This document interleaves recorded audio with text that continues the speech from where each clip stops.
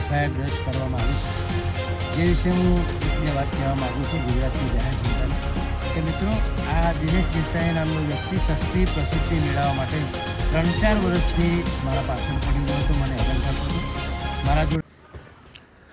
નમસ્કાર દર્શક મિત્રો, સ્વાગત છે આપણી આ યુટ્યુબ ચેનલ એટલે કે MB ન્યૂઝ ગુજરાતમાં. ચાલો મિત્રો, આજે આપણે વાત કરીશું, તમે લોકો લોકગાયક લોક કલાકાર વિજય સુવાળાને તો જાણતા દઈશું. ત્યારે મિત્રો, વિજય સુવાળાને ફરી એકવાર અમદાવાદ ખાતે કોઈ બબાલ થઈ છે અને વિજય સુવાળા ઉપર એફઆઈઆર કરવામાં આવી છે. ત્યારે મિત્રો, આ સમગ્ર એફઆઈઆર મુદ્દે વિજય સુવાળા ખુલાસો કરતાં શું જણાવે છે કે મારા ઉપર આ ખોટી એફઆઈઆર કરવામાં આવી છે, મને બદનામ કરવાનું કાવતરું ઘડવામાં આવ્યું છે અને સામેવાળા વ્યક્તિને આ ફરિયાદ કરી અને ખોટી પ્રસિદ્ધિ મેળવવા માટેનું આ એક કાવતરું છે. ત્યારે મિત્રો, આ સમગ્ર ઘટનાને લઈ વિજય સુવાળા ઉપર અત્યારે હાલ તો દાદાગીરીની કલમ લગાડવામાં આવી છે અને એ વિજય સુવાળા સહિત તેના 30 મિત્રો સામે એફઆઈઆર દાખલ કરવામાં આવી છે.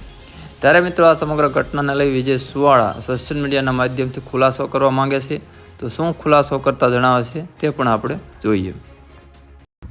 નમસ્કાર મિત્રો, હું આપ સૌનો વિજય સુવાળા. મિત્રો, હમણાં તાજેતરમાં જ વઢવ પોલીસ સ્ટેશનમાં મારા વિરુદ્ધ એક ખોટી એફઆઈઆર દર્જ કરવામાં આવી છે, જે વિશે હું એક બે વાત કહેવા માગું છું ગુજરાતની જાહેર જનતાને કે મિત્રો, આ દિનેશ દેસાઈ નામનો વ્યક્તિ સસ્તી પ્રસિદ્ધિ મેળવવા માટે 3-4 વર્ષથી મારા પાછળ પડી ગયો હતો, મને હેરાન કરતો હતો, મારા જોડે ખંડણી કરતો હતો, ઉઘરાણી કરતો હતો અને મને એવું કહેતો હતો કે મારી સત્તા બહુ છે, મારી પહોંચ બહુ ઊંચી છે અને હું ગમે તે કરીશ, હું તને ગમે ત્યાં ભરાઈ દઈશ, હું તને કાર્યક્રમો નહીં કરવા દઉં, સ્ટેજ ઉપર નહીં ચડવા દઉં.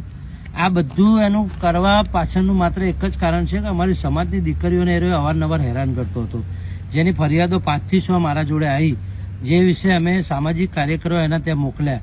આ વાત એને ખટકી અને એને મને સીધી ધમકી આપી કે આ બાબતે કોઈ મારા ઘરે આવવું જોઈએ, મને કોઈ પ્રશ્ન પૂછવા જ નહીં અને સત્તાનો દુરુપયોગ કરીને આને અત્યારે મારા વિરુદ્ધ એફઆઈઆર દર્જ કરાઈ છે. પણ મિત્રો, સમય અને સંજોગ જ્યારે પણ બનશે, હું લોકોને કહું છું કે આ મેટરમાં હું કોઈ ઇન્ટરફિયર હતો નહીં, હું હાજર નહોતો નહીં, માત્ર ખોટી ને ખોટી એફઆઈઆર દર્જ કરાઈ છે અને એને એવું પણ મને કીધું છે કે મારી પહોંચ એટલા સુધી છે કે હું ગમે તે રીતે તને ભરાઈ દઈશ અને ગમે તે રીતે હું તને મારીશ. બધી જ ધમકી, મને ટોટલી મારવા સુધીની એને ધમકી આપેલી છે. એવું હું ન્યૂઝ ચેનલ સામે તમારા સામે સ્વીકાર કરું છું કે આ સતત મને રાત દિવસ ધમકીઓ આપતો હતો. છેલ્લે મેં કંટાળીને મારા સામાજિક કાર્યકરો મોકલ્યા કે ભાઈ, તારે શું છે, તું કેમ આ છોકરાને હેરાન કરે છે. તો એમના પરિવાર તરફથી અમે ગયા હતા, અમારા લોકો બધા ત્યાં મળવા માટે. ત્યારે એમના પરિવાર તરફથી ગાલી ગલોચ કરવામાં આવ્યું અને ત્યાંથી અમારા લોકોને ભાગી જવા કહ્યું, નહીં તો કંઈ હિંસક હુમલો થશે એવું કર્યું. તે છતાં બી એફઆઈઆર થઈ.